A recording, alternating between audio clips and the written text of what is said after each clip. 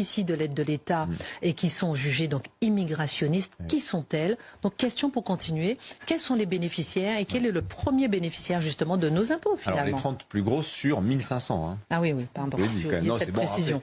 Premier bénéficiaire, c'est une association qui s'appelle Coalia. Alors, c'est le cofondateur de Coalia dans les années 60, c'était Stéphane Hessel. Indignez-vous, vous vous rappelez? Bah voilà, association, c'est un énorme parc de résidences sociales, de foyers de travailleurs, 97 millions d'euros.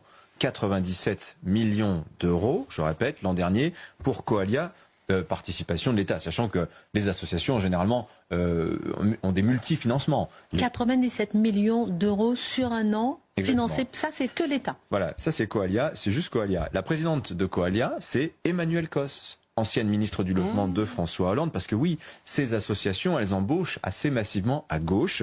Je vous donne un autre exemple. La deuxième association la plus subventionnée, France Terre d'Asile, donc 57 millions d'euros l'an dernier, tout de même, présidente Najat Vallaud-Belkacem. Vous vous rappelez, la ministre de l'Éducation socialiste, voilà. La CIMAD, alors elle n'est pas dans le classement, pardon, j'ai une bêtise, elle est dans le top, elle est dans le, je ne sais pas, on la voit ici. 6,3 millions de financement, donc elle mérite d'y être, de figurer. 6,3 millions l'an dernier, donc 50% du budget provient de l'État. Secrétaire générale, Fanélie Carré-Comte. Alors, je pense que vous ne vous souvenez pas de Fanélie Carré-Comte, mais c'est une ancienne députée socialiste du temps de Manuel Valls. Elle plaidait l'an dernier dans le journal Le Monde, je la cite, pour une société de l'accueil inconditionnel où l'on fait primer l'humanité sur le statut administratif. Vous avez compris? Ça veut dire vous êtes un être humain, vous méritez d'être en France. Il n'y a pas besoin de papier. Le statut administratif, on verra après. Voilà. On a aussi le cas ahurissant d'Equalis. Alors, Equalis, elle est dans le top 10. Donc, budget 80 millions d'euros, dont 12,6 millions qui provient de l'État. Le Canard enchaîné avait révélé en 2021 que son directeur général, Arthur Hanan, lui se versait 12 000 euros par mois. Sans compter l'Audi Q7, ça vaut 90 000 euros, un Audi Q7, payé donc par l'association. Et pour pas faire de jaloux, les 8 principaux directeurs de l'association Equalis touchaient chacun environ 100 000 euros par mois et des cartes prépayées de 5 000 euros. Pour les petits frais, ce genre de choses. Ça rapporte la bonne conscience. Pas mal, Alors, le directeur général a été viré, mais certains directeurs, là, en octobre 2023, je vous parle, ils sont toujours là. L'État devant considérer que finalement, la mission d'Equalis est tellement importante que, bon, on peut bien, c'est pas nécessaire d'exiger un peu de décence dans le fonctionnement de l'association, vous voyez. Mais même chez les associations qui sont gérées le plus honnêtement du monde, et il y en a, bien sûr, évidemment, oui. On a quand même un rapport problématique à la mission qui leur est confiée, leur mission justement de la gestion des demandeurs d'asile, des réfugiés et des clandestins. Alors quelle est cette mission justement et pourquoi les associations d'aide aux migrants mordent-elles la main qui les nourrit? Alors je réponds à la deuxième question d'abord. D'abord je dirais que c'est la faute de l'État. Parce qu'en fait il y a une culture, et c'est sous l'influence de la gauche, on ne va pas se mentir, depuis une quarantaine d'années, mais aussi pour des raisons budgétaires, on a fait le choix depuis 40 ans de sous-traiter cette question-là, sous-traiter l'accompagnement des migrants.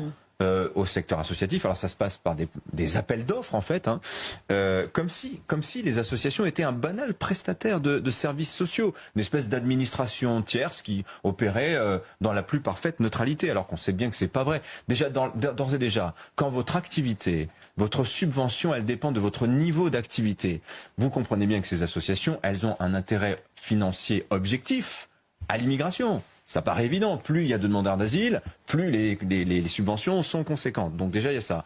Ensuite, vous avez la politisation. Enfin, je vous rappelle la déclaration de la présidente de la CIMAD à l'instant. Emmanuelle Cos, Najat Vallaud-Belkacem n'ont évidemment pas perdu leur réflexe de ministre et leur réflexe de femme politique. Ça, c'est inévitable. Et puis, alors je vous lis ce qu'écrit encore Didier Lesky, encore une fois, son petit tract. Écoutez bien. C'est un cas très concret. Dès que la police contraint un étranger à intégrer un centre de rétention en vue de son départ du territoire. Donc là, c'est vraiment à la fin. Il a été débouté du droit d'asile, il doit repartir. La police présente immédiatement ce clandestin ou cette personne expulsée à une association subventionnée par l'État censée l'aider à faire valoir des droits qui auraient encore échappé à l'administration. Nous subventionnons ainsi une activité dont le but avoué est d'éviter que la reconduite à la frontière puisse être menée à son terme. Les représentants de cette association l'aideront à présenter un dernier recours pour faire valoir à un juge qu'il n'est pas légitime qu'il quitte la France. C'est parfois vrai, c'est souvent faux. en effet, on suspecte les associations de proposer aux migrants ce qu'on appelle notamment une aide au récit, c'est-à-dire des histoires clés en main. Les histoires clés en main, c'est par exemple la femme nigériane qui est arrivée d'Italie où elle a dû fuir un réseau de prostitution. C'est le Somalien qui lui a fui l'enrôlement forcé des Chebabs.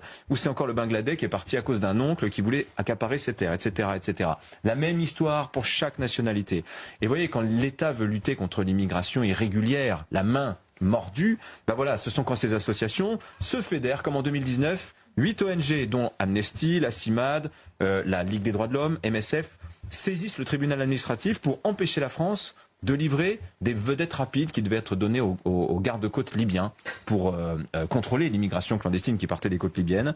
Eh ben, la justice a donné raison à ces 8 ONG et le gouvernement a renoncé à livrer les bateaux. Donc dernière remarque qu'on peut dire, c'est on peut quand même s'étonner que ces associations acceptent l'argent de l'État ONI, et en retour, on peut s'étonner aussi que l'État finance aussi généreusement 980 millions d'euros l'an dernier. Et ce sera plus encore cette année, je vous fiche mon billet, ces associations qui travaillent quand même constamment à le rendre impuissant.